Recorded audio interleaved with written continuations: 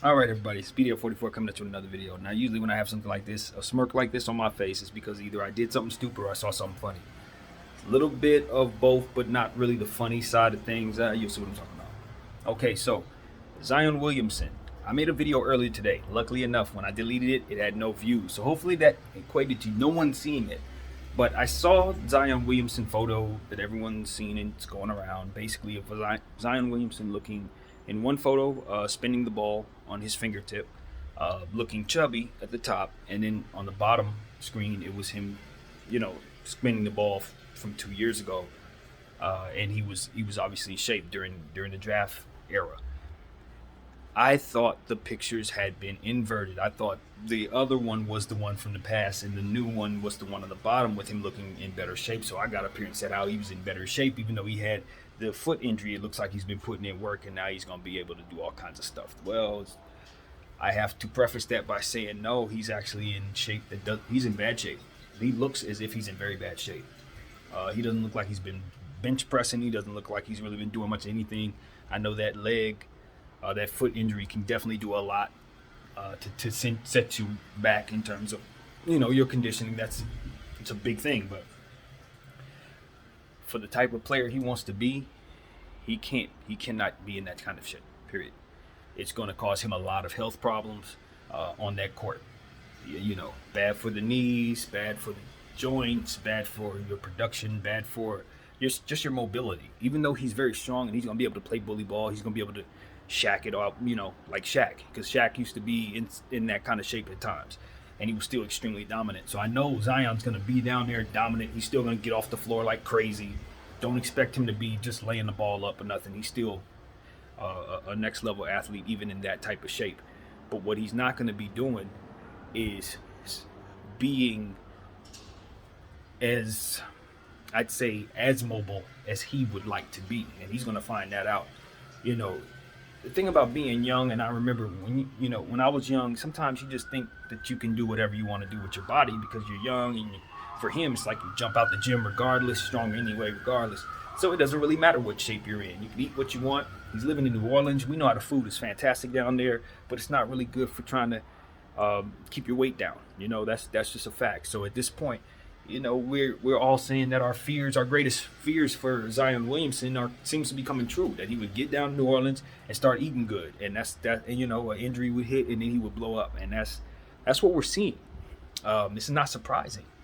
I was hoping that they would find him a nutritionist from jump, but that it is what it is, I guess.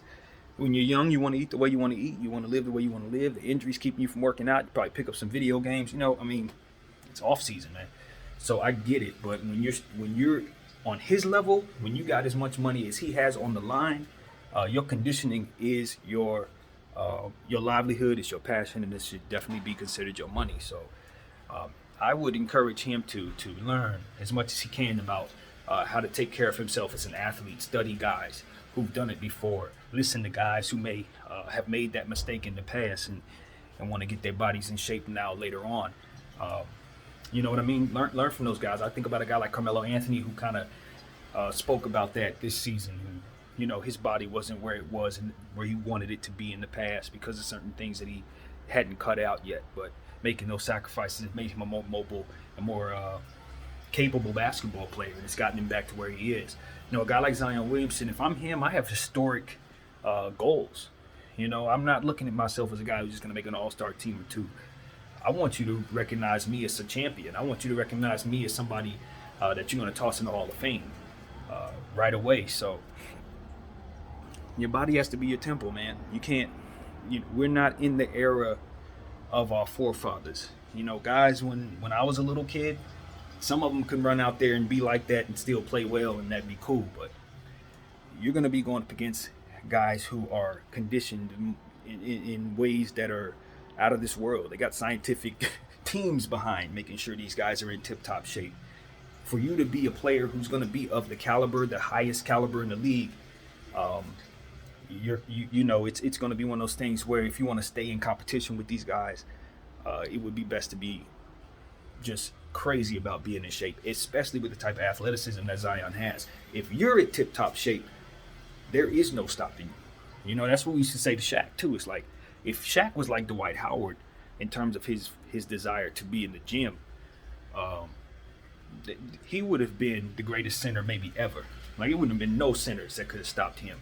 And so it's one of those situations where it's like Zion, you know, I think you're still going to do a lot of great things, and I don't think there's any issue. But there's two things we need to be considering. The injuries are starting to come, and if you're going to not take care of yourself when those injuries hit, more injuries will follow. So that's what it comes down to. I still think he's going to dominate even like this, but it's all about conditioning at the end of the day. And you're trying to drag your team to the playoffs. You know, the Pelicans are a team that I've been excited about to start the season. But without Zion Williamson, they're going to be a team that's going to be doing a lot of different things, and him trying to incorporate him back into the lineup, I can see being a little bit of a adjustment for that team. A very welcomed one, of course, but it's going to be an adjustment. So it's kind of unfortunate that he's not in shape. It's kind of unfortunate that I was wrong, that the bottom picture wasn't the top, you know, the latest picture, because I'd like to see him get in better shape as his career progresses, not worse.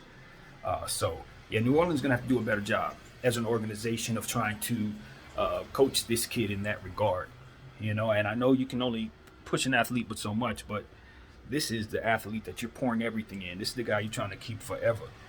And letting him get out of shape like this, and I'll tell you something else. If he does decide that he wants to take off and leave New Orleans, you know, you're probably not going to want to see him walk for nothing. I really believe this, that if he's in a space where he's not in his best shape, if these injuries start to become a thing and he wants to leave, the return that they would get for him at his highest peak, it could actually be a little lower than what they expect, depending on where this goes from here. But you know what? 82 games is a long time. Obviously, he's not playing 82, but he'll be back in the season at some point. I did expect probably like, I don't know, November, December, something like that. He'll be here. It's a lot of basketball games to get in shape. And he's going to play a lot of them at a high level with a lot of minutes. So he will slim down. But it's not really about that. It's about where your starting point is. And if you're starting from a place that isn't so healthy, by the end of the season, you're just going to be really good. The guys around you, who your competition is, they're either going to be one, worn out because of their injuries and stuff, or at their tip-top shape because they started at better points from the beginning in terms of their conditioning. So those are things to think about when you're going into the playoffs. You know, you don't want to be going up against a very, very, very tip-top athlete playing for something when obviously you're not at your best shape, and et cetera, et cetera. So I don't know that the Pelicans have playoff implications necessarily, but if I'm Zion Williamson, I'm trying to drag them there anyway because that's what I'm about. So that's how I'd look at it, you know, honestly. You know, if you're a leader of a team, even if you don't have a team that can make the playoffs, damn it, you don't believe that. You don't believe that. Not if you're the leader of that team. And if you're a good leader, you don't believe that. You're going to drag them there anyway. So that's how I'm taking it. But hey, get well first. And hit a bench press, dude. Your foot ain't keeping you from doing other things. I can see those arms. I know the difference. You're not hitting it like you're supposed to. Get in there and work. Because your natural strength is one thing, but overpowering everybody every night means that you're gonna be taking some punishment. You know, it's not gonna be like Shaq because it's a different era, but you're gonna be taking some punishment. And while you got all the energy in the world right now, year 3, you got a lot of years ahead of you, man. And where you start in your conditioning will determine how well your body responds to these years going forward. I can assure you that. So that's what I think, man. My name is BDL44. Thank y'all for watching.